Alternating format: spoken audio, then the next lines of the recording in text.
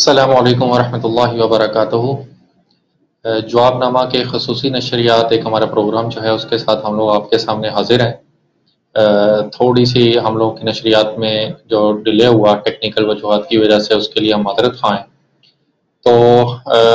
یہ ہم لوگوں نے اسپیشل جواب نامہ کی نشست رکھی ہے کہ اس ٹائم پہ جو فلسطین اور غزہ میں صورت حال ہے مسلمانوں کی، اور جو یہودیوں کے ساتھ ایک جو کنڈیشن اس ٹائم پہ پیدا ہوئی ہے، اس میں مسلمان اس ٹائم پہ بے حد بے چین ہیں اور ایک اضطرار کی کیفیت ان کے اندر پائی جاتی ہے۔ تو اس میں ہمارے بہت سے جو ساتھی ہیں وہ خالد محمود عباسی صاحب کی رائے اور ان کا تجزیہ بھی لینا چاہ رہے تھے، تو اس کے لیے ہم لوگوں نے یہ پروگرام ارینج کیا ہے۔ تو سیدھا بس اتنی ہی تمہید کے بعد میں خالد صاحب سے ہی پہلا سوال لوں گا۔ تو اس میں سب سے پہلے یہ ہے کہ ہمارے ایک عبد المالک بھائی ہیں لاہور سے، انہوں نے ہمیں سوال بھیجا ہے اور وہ کافی لمبا سوال ہے۔ تو اس میں وہ یہی کہہ رہے ہیں کہ اس ٹائم پہ مسلمانوں کی یہ کیفیت ہے کہ چاہے کشمیر ہو، فلسطین ہو، یا توبہ نعوذ باللہ کہ آپ صلی اللہ علیہ وسلم کے خوابوں کا معاملہ ہو، یا کہیں بھی اور ہو، تو ہمیشہ مسلمانوں کا نام آتا ہے اور مسلمان ہی پستے ہیں۔ اس میں ہم جو ہمارے عرب ممالک کی قیادت ہے اور ہمارے پاکستان کی قیادت ہے مسلمانوں کی، اس سے تو ہم لوگ بالکل مایوس ہو چکے ہیں۔ تو کیا ہم لوگوں کو عسکری اپنی جو طاقت ہے، کیا ہمیں اس سے کوئی امید رکھنی چاہیے؟ اور ساتھ اس کے سوال یہ بھی ہے کہ عسکری جو ہمارا ونگ ہے، وہ اگر وہ چاہے بھی تو کچھ کر سکتا ہے یا نہیں کر سکتا، اور اگر وہ کچھ کرتا ہے تو اس کے کانسیکوینسز کیا ہوں گے، اثرات کیا ہوں گے؟ تو ہم خالد صاحب سے یہ پہلا سوال جو ہے وہ لے لیں۔ جی بسم اللہ الرحمن الرحیم۔ عسکری ونگ سے مجھے نہیں سمجھ آئی کہ ان کی مراد کیا ہے۔ یہ جو بعض ہمارے پرائیویٹ جہادی تھے ان کے عسکری ونگ کی بات کر رہے ہیں، یا جو اسٹیٹ لیول پہ باقاعدہ ہماری آرمڈ فورسز ہیں ان کی بات کی جا رہی ہے؟ ان کی آرمڈ فورسز کی مراد ہے، کیونکہ جو حماس وغیرہ تو کام کر ہی رہی ہے اپنی جگہ پہ، تو ان کی مراد جو ہے وہ آرمڈ فورسز ہیں پاکستان کی۔ پاکستان کی دیکھیں، ٹیکنیکلی جب آپ بات کریں گے تو جب تک کوئی حکمران آرڈر نہیں کرے گا تو آرم فورسز کا کام از خود کوئی جو ہے نا وہ اقدام کرنا یا انیشیٹو لینا نہیں ہوتا۔ باقی پریکٹیکلی جب ہم دیکھتے ہیں تو سب کو معلوم ہے کہ اس وقت کی صورتحال کیا ہے، اس میں فیصلہ سازی کہاں پہ ہوتی ہے، کیسے ہوتی ہے۔ تو اس اعتبار سے جو ہے وہ یقیناً وہ اگر ضرورت محسوس کریں گے تو پرائم منسٹر کی طرف سے آرڈر چلا جائے گا ان کو، جب وہ انہیں بتائیں گے کہ آپ ہمیں آرڈر بھیج دیں۔ ایکچوئل صورتحال تو یہ ہے۔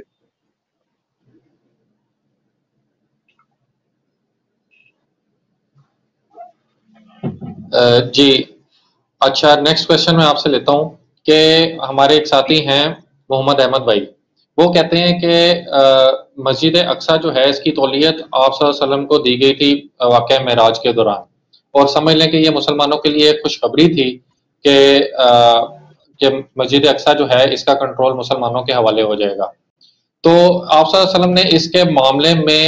اپنی زندگی میں تو قدم نہیں اٹھایا فزیکلی، کیونکہ کہہ لیں کہ نوبت ہی نہیں آئی اس وقت کی، آپ صلی اللہ علیہ وسلم پہلے اس دنیا سے جو ہے وہ پردہ فرما گئے۔ تو اس ٹائم پہ اس وقت آپ صلی اللہ علیہ وسلم ہم لوگوں کو، ایک امت مسلمہ کو اس کے بارے میں کیا ہدایات کچھ دے کے گئے ہیں یا نہیں دے کے گئے؟ نہیں، میرے علم میں تو نہیں ہے کہ کوئی ایسا حکم دے کے گئے ہوں کہ تم نے لازمی چڑھائی کرنی ہے، صرف مسجد اقصی پر ہی کرنی ہے اور اس کو لازمی یعنی بازیاب کرانا ہے اور اپنے قبضے میں لے کے آنا ہے۔ ایسی کوئی بات میرے علم میں نہیں ہے اور ایسا کوئی حکم بھی معلوم نہیں۔ تو اس میں ایک یہودیوں کی طرف سے آج کل پروپیگنڈا یہ اٹھایا جا رہا ہے کہ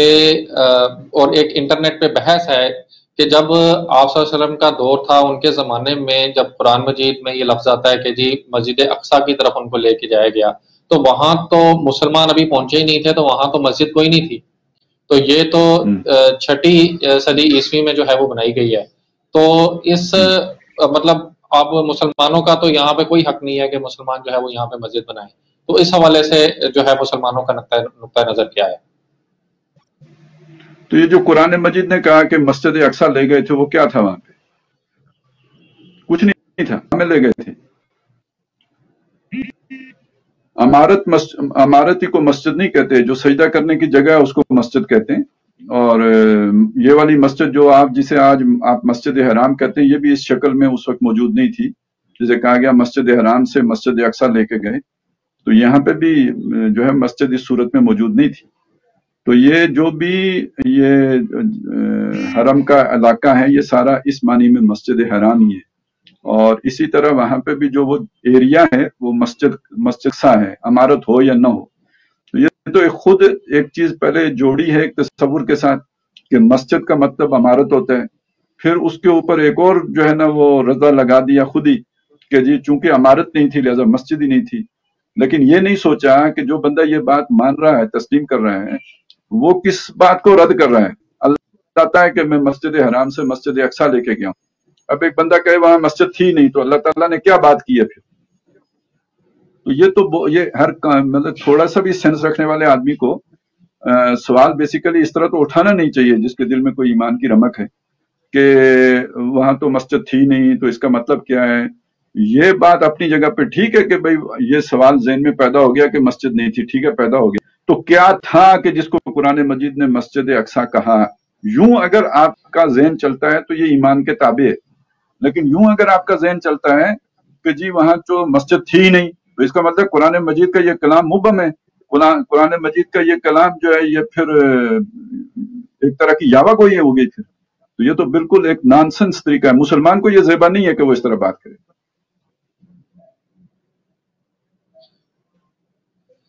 اچھا، اس میں آپ پھر بتائیے گا کہ اس ٹائم پہ مسلمانوں کا موقف کیا ہے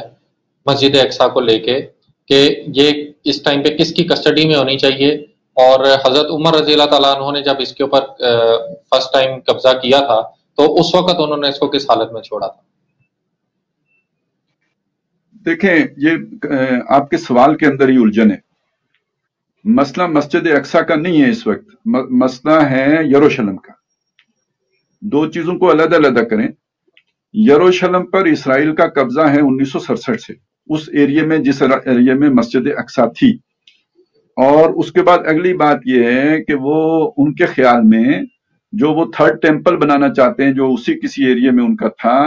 وہ اس مسجد کے نیچے ہے کہ جو مسجد حضرت عمر رضی اللہ تعالیٰ عنہ نے تعمیر کروائی تھی، بعد میں جس میں توسیع ہوتی رہی، اس کو بہتر کیا جاتا رہا۔ تو وہ اس مقصد کے لیے مسجد اقصی کو گرانا چاہتے ہیں۔ وہ کوئی مسجد اقصی، ہمارے والی مسجد اقصی کو اپنے قبضے میں نہیں لینا چاہتے، وہ اپنا تھرڈ ٹیمپل بنانے کے لیے ہماری مسجد اقصی کو گرانا چاہتے ہیں۔ اس علاقے پر قبضہ کرنے کے بعد بھی انہوں نے مسجد اقصی پر قبضہ نہیں کیا۔ مسجد اگر وہ عمارت مراد ہے اس سے، تو اس عمارت پر ان کا قبضہ نہیں ہے۔ وہ عمارت آج بھی، یعنی ابھی بھی جو واقعہ ہوا ہے 27 رمضان کو جو جھگڑا کھڑا ہوا، تو مسلمان اسی مسجد کے اندر عبادت کر رہے تھے، وہ کوئی اسرائیلیوں کے پاس تو نہیں تھی، مسلمانوں ہی کے پاس تھی۔ تو مسجد اقصی تو مسلمانوں کی جگہ ہے، وہاں پہ مسلمان عبادت کرتے رہے، پہلے بھی کرتے رہے۔ انتظامی طور پر کبھی کبھی اسرائیلیوں سے بند کر دیتے ہیں، وہ کرفیو لگا دیتے ہیں، وہ تو ہمارے ہاں بھی ہو جاتا ہے جناب، بات ابھی کورونا کی وجہ سے بھی بند ہو جاتی ہے، اور ویسے بھی کئی مسجدوں کے اوپر تو ہم نے بھی گولہ باریاں بھی کی ہوئی ہیں۔ تو اس طرح سے وہ بھی بند کر دیتے ہیں، کبھی کبھی کر دیتے ہیں۔ اور ابھی انہوں نے 27 رمضان کو وہاں پہ جو مسلمان عبادت کر رہے تھے ان کے اوپر ان کے موب نے بھی، پولیس کی جو ہے نا وہ سمجھ لیجئے کہ آشیرواد سے وہاں کے گروہ نے، ایک ایکسٹریمسٹ گروہ نے مسلمانوں کے اوپر حملہ کر دیا، پولیس نے بھی ان کا ساتھ دیا۔ تو یہاں سے یہ کانفلکٹ کا آغاز ہوا ہے۔ تو مسجد اقصی سے میں تو کوئی ابھی تک کوئی انہوں نے کلیم نہیں کیا کہ مسجد اقصی ہماری ہے۔ ہاں، اس لینڈ کی بات کر رہے ہیں، کہتے ہیں کہ اس کو ہمیں گرانا پڑے گا، یہ بھی کھلے عام نہیں کر رہے، ان کا پلان ہے، ان کا منصوبہ ہے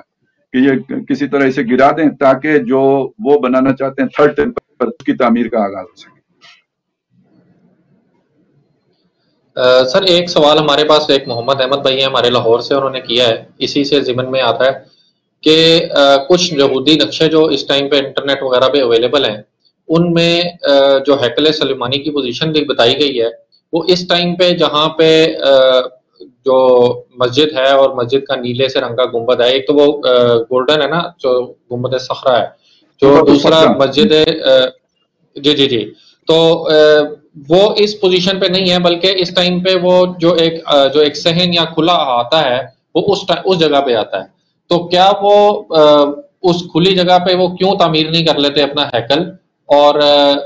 کیا یہ پاسبل بھی ہے کہ وہ وہاں پہ تعمیر کر لیں، یا وہ ایک مکمل اپنے نقشے کے مطابق جب ایک دفعہ کریں گے تبھی کمپلیٹ؟ اصل میں دیکھیں، یہ تو اب یہ جو سوال آپ نے اٹھایا اس کا تعلق اس چیز کے ان کے مستقبل کے مقاصد اور جو بھی ان کے گولز ہیں ان کے ساتھ ہے. یہ تو ایک بہانہ ہے نا جو انہوں نے سامنے رکھا ہوا ہے، ایک پلی ہے جو وہ لے رہے ہیں کہ ہمارا جی ہم تھرڈ ٹیمپل تعمیر کرنا چاہ رہے ہیں. تو اس میں پہلی بات تو یہ ہے کہ کسی مسلمان کو اس میں کنفیوژن نہیں ہونی چاہیے کہ اس پورے ایریے میں اب ان کا کوئی حق نہیں ہے. یہ جو اس طرح کی باتیں ہیں نا جو پھیلی ہوئی ہیں کہ جی تورات میں ان کو اللہ تعالیٰ نے یہ جگہ الاؤ کی ہے، تو قرآن مجید نے بھی اس کی تصدیق کی ہے سورہ مائدہ میں کہ یہ جگہ ہم نے آپ کو لکھ دی ہے. تو یہ چیزیں اللہ نے انہیں ایک وقت میں فضیلت بھی دی تھی، اللہ نے ان میں نبوت بھی رکھی تھی. تو جب نبوت ان سے اٹھا لی گئی اور فضیلت ان کی ختم کر دی گئی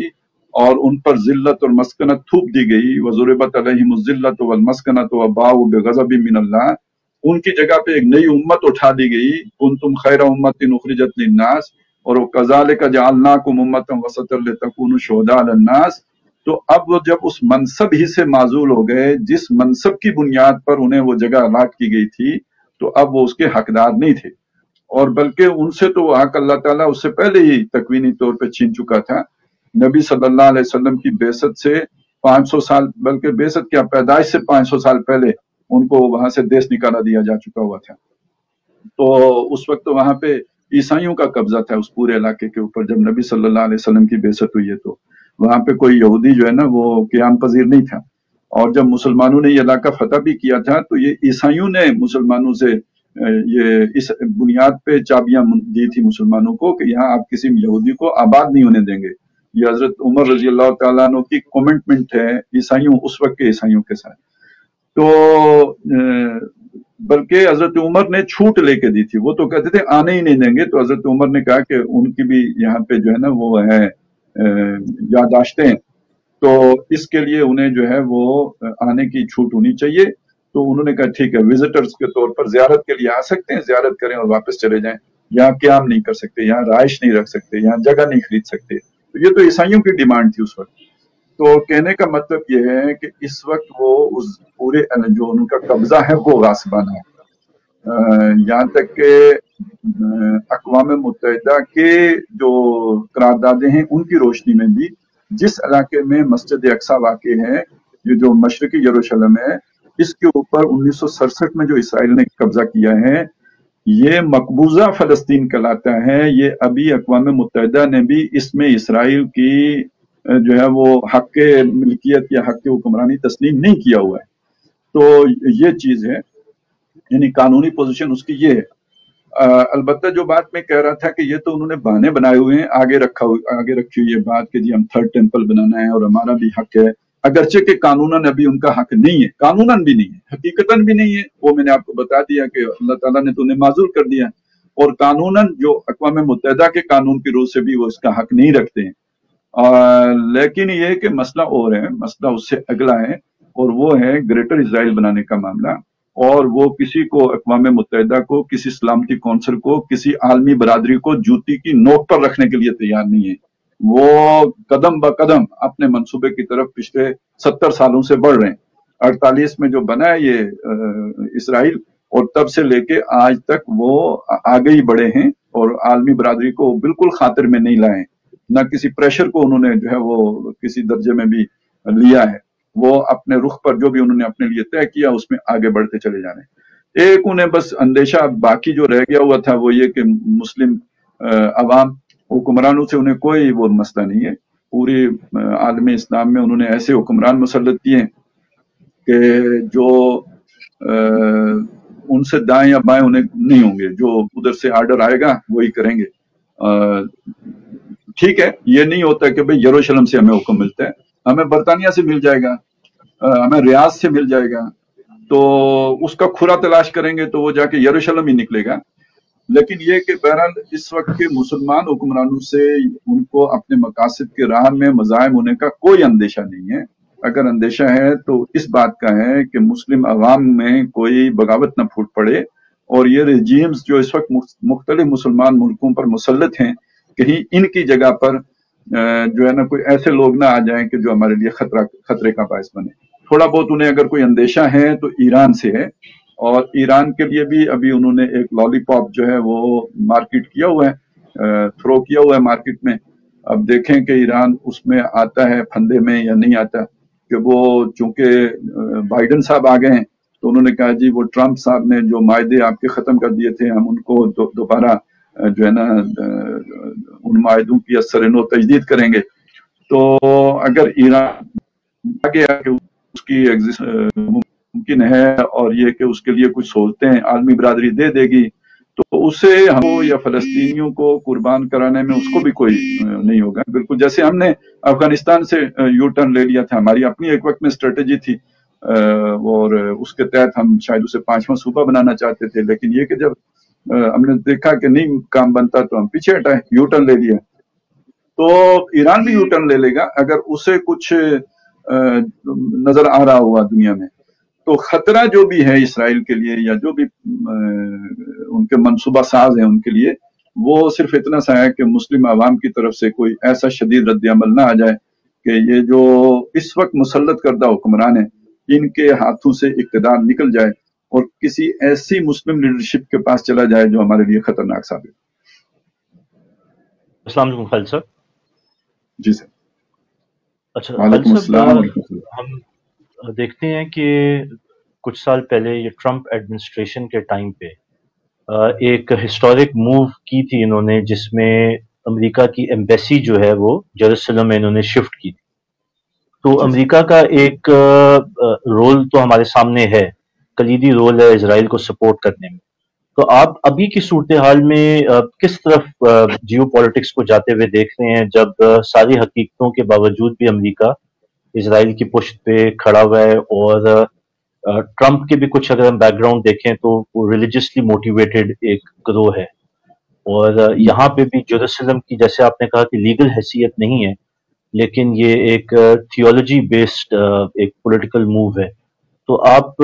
ان دونوں کے گٹھ جوڑ سے جیو پالیٹکس کو کیسے آگے جاتے ہوئے دیکھیں؟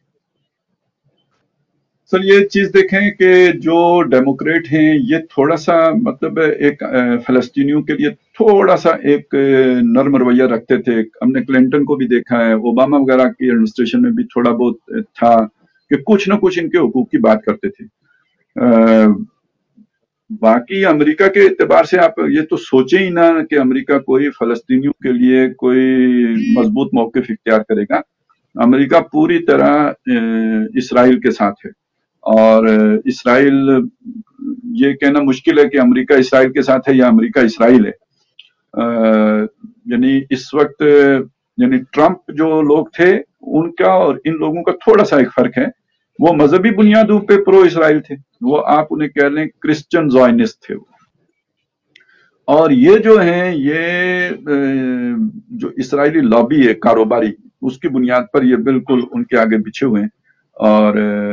اس میں جو میں نے بات کی تھی کہ ڈیموکریٹس جو تھے وہ تھوڑا سا ایک کم از کم فلسطینیوں کے لیے کوئی نرم، یعنی ان کے اس میں ہمیں نظر آتا تھا تھوڑا فلسطین کے لیے کچھ جھکاؤ معمولی سا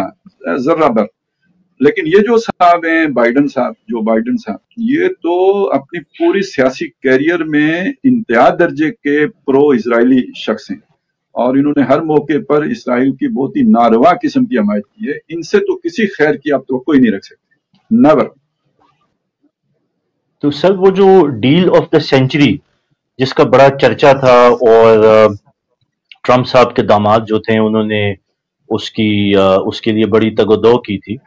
جس پہ ہمارے بیشتر عرب ممالک بھی آن بورڈ آئے تھے کہ یہ ایک پیس اور ایک سیٹلمنٹ کی ایک موو ہے، تو کیا وہ دفن ہو گئی اس کا مطلب ایک نئی ایڈمنسٹریشن آنے سے؟ سر یہ تو سب ہاتھی کے دانت ہوتے ہیں سر، دکھانے کے ہوتے ہیں۔ وہ اوپر ڈیل آف دا سینچری یہی ہوگی جو ہم نے دیکھی ہے، اندر خانے وہ ہوگی جو اب شروع ہوئی ہے، ایتھنک کلینزنگ آف فلسطینین۔ اچھا سر، اس تناظر میں اگر ہم دیکھیں تو ظاہر امریکہ کی انوالومنٹ تو بالکل کلیئر ہے، اب اگر ہم اپنے آپ کو بھی دیکھیں، جو پہلے بھی سوال اٹھا کہ کیا ہماری طرف سے بھی کوئی رسپانس ایکسپیکٹڈ ہے، تو سر جب امریکہ ایک اور اسرائیل ایک، تو اور جب ہم دیکھتے ہیں اپنی صورتحال، اور ہم تو ایک مالیاتی اداروں یا عالمی مالیاتی ادارے جو IMF اور ورلڈ بینک ہے، اس کے شکنجے میں پوری طرح جکڑے ہوئے ہیں، تو مطلب ہمارے سے کیا ہے کہ تصور یا ایکسپیکٹ بھی کرنا کہ ہم ان کے خلاف کچھ کریں گے، کیا یہ لاجیکل بات ہے؟ لاجک تو خیر اس کی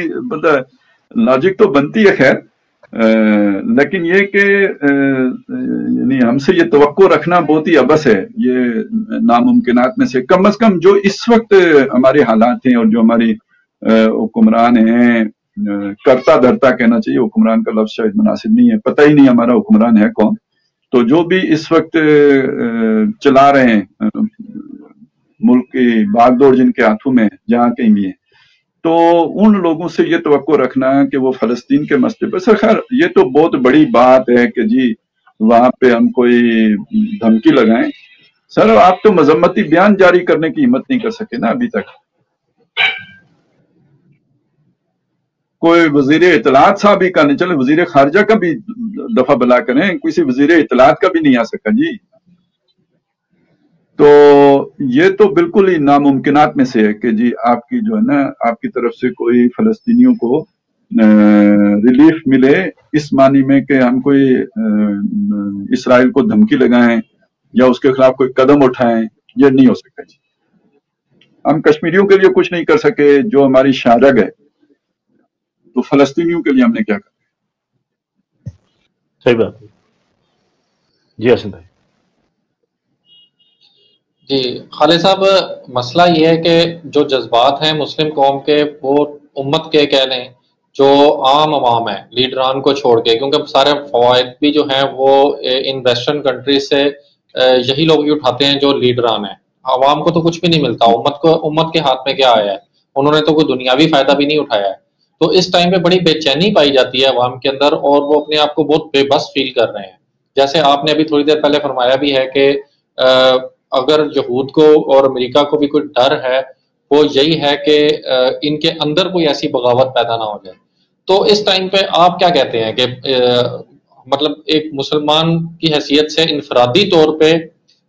ہم لوگوں کا کیا کام ہے، اور جو دینی جماعتیں اس ٹائم پہ مطلب ہیں موجود ہیں، ان کا ایک جماعت کی صورت میں جو ہے وہ کیا لایا عمل ہونا چاہیے؟ دیکھیں پہلی بات تو یہ ہے کہ یہ تو ہم نے مان لیا کہ ہمارے حکمران کچھ کرنے والے نہیں، اور اگر آپ نے کوئی پریشر بلڈ بھی کر لیا دینی جماعتوں نے مل کے، اور اس معاملے میں آپ اگر دیکھیں تو ہمارے دینی لوگوں سے بڑھ چڑھ کر جن کو ہم عام طور پہ بے دین لوگ کہتے ہیں، وہ بھی غیرت کا مظاہرہ کر رہے ہیں، غیرت ملی کا، اور ان کی طرف سے بھی بڑا شدید رد عمل کم از کم ان کے بیانات کی حد تک ظاہر ہو رہے ہیں، تو اس طرح کے کسی پریشر کے نتیجے میں حکمرانوں نے کچھ کیا بھی تو بس لیپا پوتی کا کام کریں گے عوامی جذبات کو ٹھنڈا کرنے کا۔ اب میں آپ سے جو بات کہنا چاہ رہا ہوں وہ یہ ہے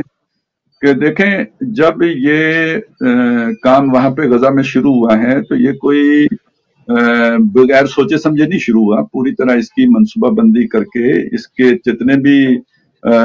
رد عمل دنیا میں جن خطوں میں جس طرح کے بھی آنے ہیں ان سب کو ذہن میں رکھتے ہوئے ساری بات کی گئی ہوگی، تو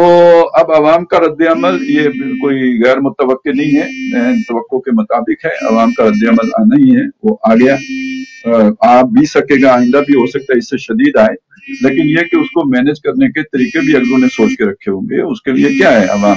ہماری عوام کوئی منظم عوام نہیں ہے، کوئی ایک سیاسی جماعت نہیں ہے، ہماری سیاسی جماعتوں کی بھی قیادت یا جو بھی سیاسی جماعتوں کے علاوہ مذہبی جماعتیں ہیں ان کی قیادت بھی ہمارے حکمرانوں ہی کی طرح کردار کی مالک ہے، بس تھوڑے بہت فرق کے ساتھ، تو جرت وغیرہ تو اس کا فقدان تو ہر طرف ہے، لہٰذا عام طور پر ہماری یہ جو مذہبی قیادت ہوتی ہے یہ عوام کے جذبات کو ٹھنڈا کرنے کا، پانی ڈالنے کے کام میں استعمال ہوتی ہے، ہم نے افغانستان کے موقع پہ بھی دیکھا تھا کہ اس موقع پر بھی بہت سے عوام کے جذبات تھے، بڑے بھڑکے تھے، لیکن یہ کہ بہت ہی کامیاب حکمت عملی کے ساتھ اس وقت کی حکومت نے عوام کو کے جذبات کو ٹھنڈا کر لیا تھا، लीडरान कराम लेके उनको निकले थे, लाखों लाखों के जुलूस होते थे, लोगों ने गले फाड़ फाड़ के नारे लगाए थे और फिर उसके बाद चंदे दिए थे और ख्वातीन ने अपने जेवर बेच के चंदे दिए थे। वो चंदे कहीं पहुंचे नहीं पहुंचे, लेकिन ये कि दोहरा फायदा हो गया, आवाम भी ठंडी हो गई और कुछ लोगों की जेबें भी गर्म हो गई होंगी। तो ऐसा ही कुछ फिर होगा, इससे ज्यादा क्या हो सकता है। तो उससे कोई फर्क नहीं पड़ता कि अवाम के अंदर इतने जज्बात हैं, अवाम बड़ी मोटिवेटेड है, अवाम के अंदर बड़ी जो है ना इस्तिराब है, तो लोग इस्तिराब को मैनेज करना जानते हैं, ठंडा करना जानते हैं, कर लेंगे, हो जाएगा, थोड़े अरसा तक रहेगा। इल्ला ये कि कोई अल्लाह ताला की तरफ से कोई नई बात हो जाए, कोई मौजज़ा हो जाए और कोई ऐसी जो है ना वो कोई लीडरशिप सामने आ जाए कि जिस पर मुसलमानों के लिए जो है ना वो कोई उसकी तरफ उनकी निगाहें मुर्तकिज हो जाएं, उनके दिल उसकी तरफ फिर जाएं और उस पर लोगों का इत्तेफाक हो जाए और वो हो भी मुखलिस की आदत, जिसका इम्कान है, जिसकी खबरें हैं नबी सल्लल्लाहु अलैहि वसल्लम ने दी हैं, तो वो तो किसी भी वक्त जो है ना वो इसी अफरा तफरी में ना, चूंकि जब आप मंसूबा बनाते हैं तो मंसूबा तो आप बड़ा परफेक्ट किस्म का बनाते हैं, मंसूबा नाकाम तभी होता है कि कुछ अनहोनी हो जाती है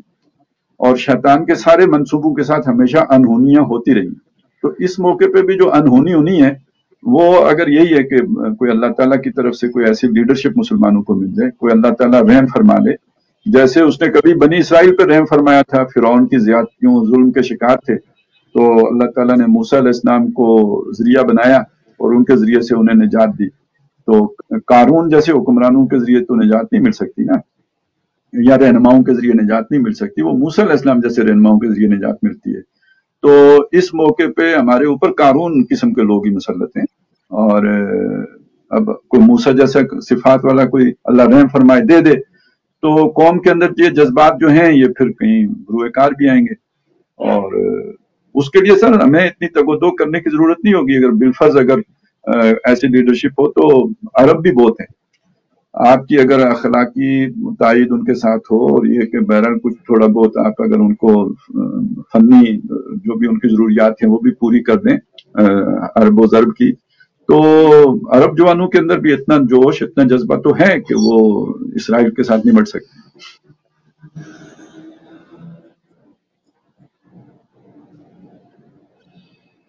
जवान भाई, अब मैं आपकी तरफ आऊँगा, आपसे एक सवाल है कि आप क्या समझते हैं, खालिद साहब ने तो जो बात की है वो कहा है कि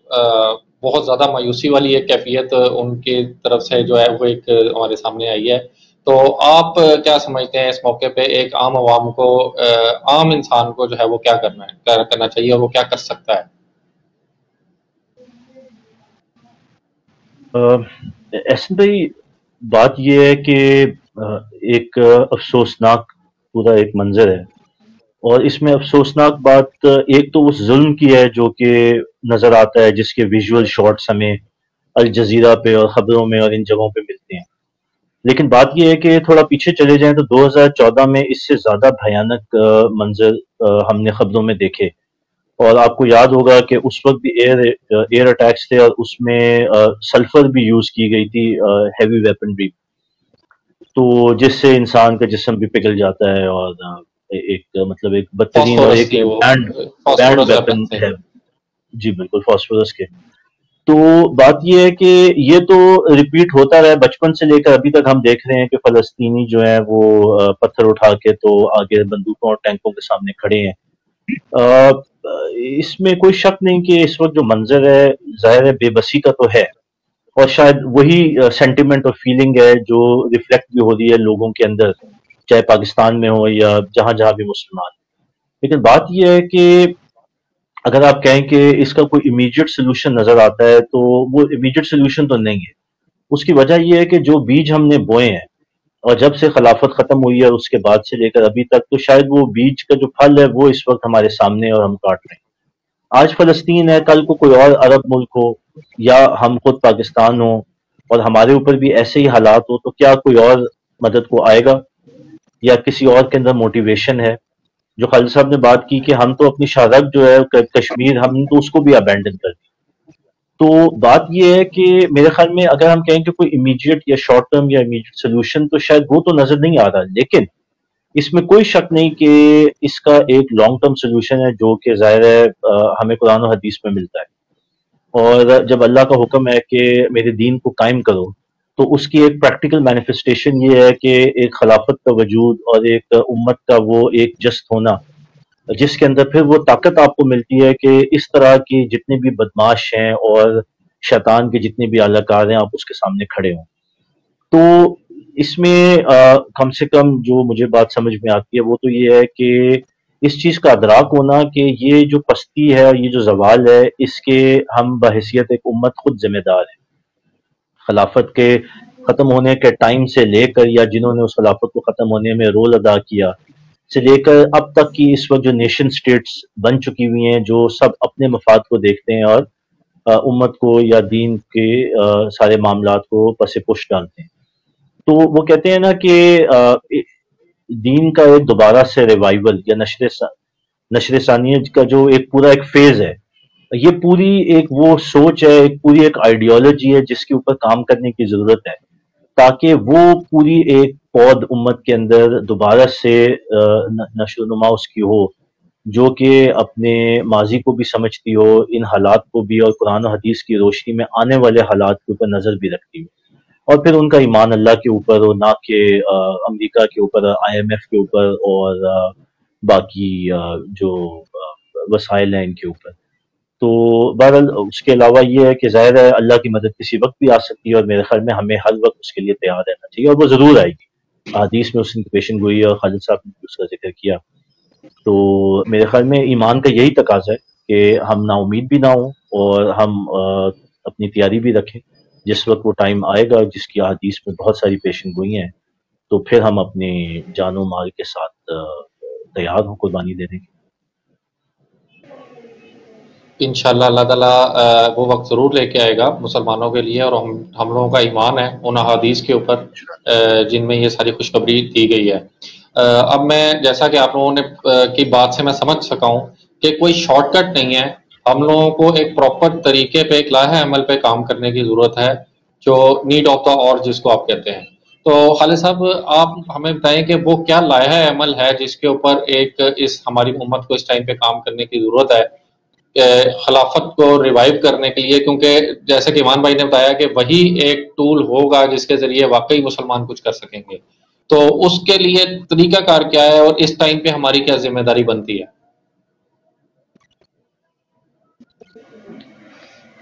دیکھیں احسن بھائی، بات تھوڑی سی اس کو یوں دیکھ لیں، یہ اتنا شارٹ کٹ یا لانگ ٹرم کا بھی اب مسئلہ نہیں رہا. دیکھیں جو چیزیں ہمیں اینڈ ٹائمز کی معلوم ہے، اگر یہ اس کی بگننگ ہے تو پھر لانگ ٹرم شارٹ ٹرم کا چکر ختم. پھر آپ کو چیزوں کو اور طرح سے دیکھنا ہوگا. پھر اس کا مطلب یہ ہے کہ جو بھی اس سے پہلے ہم نے دین کا کام کیا ہے یا جو ہم نے ایک حل پیش کیا، جیسے علامہ اقبال تھے، ان کی ایک پوری سوچ تھی، اس سوچ کے مطابق ہی پھر آگے کام جماعت اسلامی نے بڑھایا، تنظیم اسلامی نے بڑھایا، ڈاکٹر صاحب نے بڑھایا، مودودی صاحب نے بڑھایا. یہ اس سارے مسئلے کا یعنی اب آپ کے دینی تقاضے بھی پورے ہو جائیں، اللہ بھی آپ سے راضی ہو جائے، اور دنیا کے سامنے اسلام کا ایک ایسا ماڈل بھی چلا جائے کہ دنیا پر حجت بھی قائم ہو جائے. وہ اسے ایکسپٹ کرنا چاہے تو ٹھیک ہے، نہ کرے تو وہ پھر اللہ کا سزا کی مستحق دنیا قرار پائے گی، ہم بری ذمہ ہوگی. یہ وقت گزر گیا ہے. یہ اب تنور میں یعنی اگر یہ پروسیس وہ شروع ہو گیا ہے جس کو ہم کہہ رہے تھے، تو یہ سمجھیں تنور سے پانی ابلنا شروع ہو گیا ہے اور آسمان سے برسنا شروع ہو گیا ہے. اب وہ بات نہیں رہی ہے کہ آپ جناب کہیں خلافت قائم کر کے تو دنیا کو دکھائیں گے. اب وہ چیز ختم ہو گئی ہے. اب یہ ہے کہ میدان جنگ میں ہی ہوگا جو کچھ بھی ہوگا، اور یہیں پہ پھر ایک طرف یہ سارے مناظر ہوں گے دیکھنے کو جو مل رہے ہیں، اور یہیں پہ تشکیل ہوگی حزب اللہ کی، اسی میدان جنگ کے اندر ہی تشکیل ہوگی. اور وہی ہیں کہ جو بالآخر جا کے بچیں گے، اور انہی بچے کھچے لوگوں کے ہاتھوں پھر نو انسانی کے لیے جو ہے ایک نئے سفر کا اور ایک نئے دور کا آغاز ہوگا. یہ دو سیناریوز بالکل مختلف ہیں. وہ بات مان لی جاتی جو علامہ کہہ رہے تھے، وہ بات مان لی جاتی جس کی دعوت مولانا مودودی نے دی تھی، جس کے لیے ساری زندگی کھپائی ڈاکٹر اسرار احمد نے، वो अगर हो गया होता पाकिस्तान में तो इस वक्त दुनिया का नक्शा कुछ और होता, वो नहीं हुआ। इसका मतलब ये बिल्कुल ऐसे समझ लें कि जैसे एक नबी आए, रसूल आए, उन्होंने आके किसी कौम के सामने दावत रखी, वो दावत अगर कबूल हो जाती तो कौम को, जैसे हजरत नूह अलैहिस्सलाम ने कहा युरसिलिस समा अलैकुम मिदरारा व युमदिदकुम बिअमवालिन व बनीना व यजअल लकुम अनहारा, फिर ये होता। और जब वो दावत रद्द हो गई तो रब्बी ला तज़र अलल अर्ज़ मिनल काफिरीन दय्यारा। अब साहब ये प्रोसेस ये दूसरे वाला शुरू हो गया है। ये एंड टाइम्स की जो जंगें हैं ये अल्लाह की सजा है, अल्लाह की तरफ से ये एक मार होगी जो बाकी नो इंसानी के लिए भी है, मुसलमानों के लिए भी है। और फिर इसी में वो तैयार होंगे, जैसे सरायती में तैयार हुए थे बनी इसराइल में से वो लोग कि जिन्होंने आके फिर वो ममलकत कायम की, जिसमें हजरत फिर दाऊद भी आए, हजरत सुलेमान भी आए अलैहिस्सलाम। तो इसी तरह इसके अंदर फिर अब वो तैयार होंगे। वो पुरअमन रास्ता जो था वो ट्रेन मिस कर चुके हैं, नो इंसानी मिस कर चुके हैं, तो वो तो अब नहीं रहा का। अल्लाह ने मौका दिया था दुनिया में, हमें मुसलमानों को आइडियोलॉजी भी दी, एक मुल्क भी दे दिया, इसी नाम पे दिया पाकिस्तान का मतलब क्या ला इलाहा इल्लल्लाह। हमने कुछ और कामों में जाया कर दिया, तो अब उसके नताइज भुगतने के लिए हम सबको तैयार रहना चाहिए। इसलिए ये बात जो है इसको यूं समझें कि अब ये काम एक अगर शुरू हुआ है तो इसमें खून खराबे हैं, बहुत ही वो जुल्ज़िलु ज़िल्ज़ालन शदीदा की कैफियतें हैं, सबके लिए आएंगी। और वो सूरत बनेगी कि इम मिन क़रियतिन इल्ला नहनु मुहलिकुहा क़ब्ल यौमिल क़ियामति औ मुअज़्ज़िबुहा अज़ाबन शदीदा। अब आप उस दौर में दाखिल हो गए और इसमें अब आपके पास वो लॉन्ग टर्म स्ट्रेटजी जो हम आम तौर पर बयान करते हैं कि तौबा करो, वापस आओ, पलटो और इस्लाम का निज़ाम कायम करो, तो वो अब आपके पास टाइम कोई नहीं बचा है। अब आपको इसमें धकेल दिया गया है। अब ये दोनों चीजें मिक्स चलेंगी, एक मुसलमान अवाम उनकी एक दूसरे से एक जिसे आप कहते हैं उम्मत मुस्लिमा की एक गैरत, हमीयत, मदद, ईसार, कुर्बानी का जज्बा जिन लोगों में होगा आपस में मुसलमान होने की हैसियत से, और दूसरा इस्लाम के गलबे की बात। और इसी के सिलसिले में फिर आगे जाके आपको वो लीडरशिप भी मिल जाएगी जिसे आमतौर पे मेहदी के नाम से मौसूम किया जाता है, और फिर उसमें हजरत मसीह अलैहिस्सलाम का भी नज़ूल होगा, और उसमें फिर जाके तो ये दूसरे तरीके से इस्लाम नाफिज होगा। ये उस तरीके से नफाज नहीं है जिस तरीके से हमने सोचा था या हमने मनज में बयान किया या हमने एक स्ट्रेटेजी बनाई है। वो तरीका उसका वक्त गुजर गया है, वो अब मुझे नहीं लगता कि अब उसके लिए हमारे पास मौका बाकी बचा। खालिद साहब, आखिरी 1 मिनट में सिर्फ आप जो हमारे अपने साथी हैं उनको क्या पैगाम देना चाहेंगे, और उम्मत मुस्लिमा के जनरल जो बाकी सारे मुसलमान हैं उनको क्या पैगाम देना चाहेंगे कि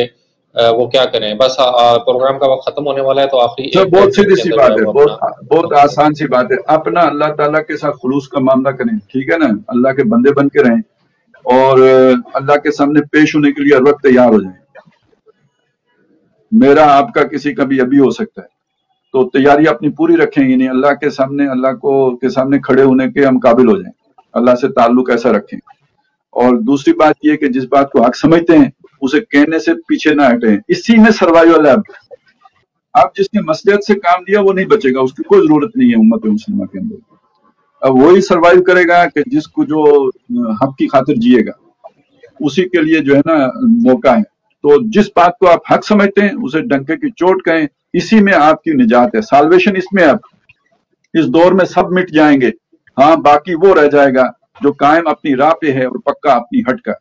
और दूसरी मेरी गुजारिश ये है कि कोई जज्बाती कदम उठाने की कोई, यहाँ से पहले भी बहुत लोग गए हैं जी, हम अफगानिस्तान जाते हैं, 9/11 के बाद हम जाके तालिबान के साथ शामिल होते हैं, अब जाके आप फलस्तीनियों के साथ शामिल होके सिर्फ ये है कि नंबर्स बढ़ाएंगे कैजुअल्टीज के, और आप क्या कर सकते हैं? हाँ कुछ अगर कर सकते हैं यहाँ पे कीजिए।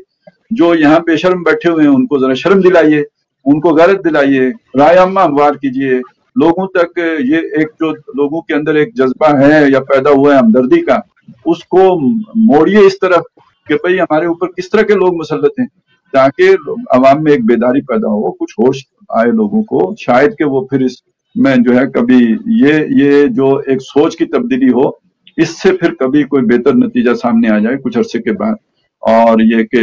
ایک بہتر لیڈرشپ ہمارے اندر سے جو ہے ایمرج کر کے اوپر آئے. انشاءاللہ اللہ تعالیٰ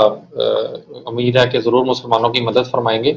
اس کے ساتھ ہی ہمارے پروگرام کا وقت ختم ہوتا ہے. انشاءاللہ آپ سے پھر کسی ٹائم پہ کسی اور پروگرام میں ملاقات ہوگی. السلام علیکم ورحمۃ اللہ وبرکاتہ.